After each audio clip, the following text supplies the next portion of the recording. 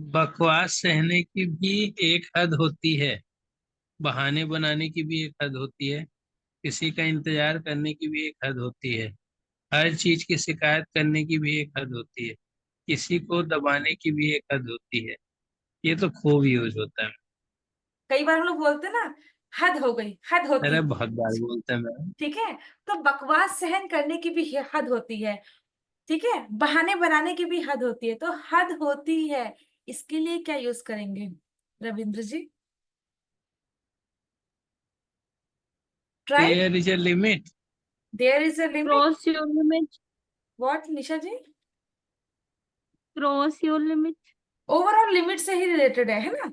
मतलब अगर हम कई बार किसी को बोलते हैं कि बकवास सहने की भी एक हद होती है, there is a limit to tolerating nonsense.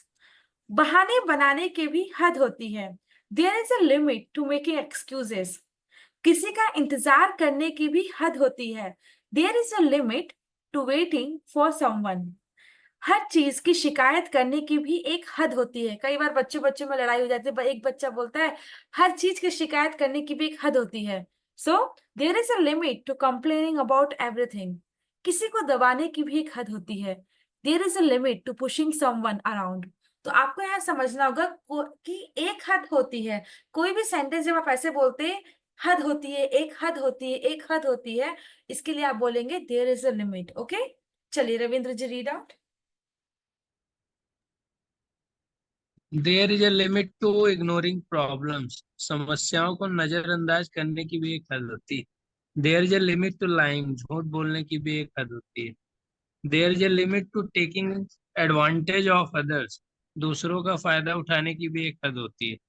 There is a limit to pretending everything is fine. सब कुछ ठीक होने का नाटक करने की भी एक हद होती है। There is a limit to expecting too much from someone. किसी से ज्यादा उम्मीद करने की भी एक हद होती है। मस्त सेंटेंस। अच्छे लगे? सो यहाँ पर देखिए, जब भी आप कोई सेंटेंस बोलते हैं हद होती है, तो इसके लिए आप क्या बोलेंगे? There is a limit. Maybe you know very limit.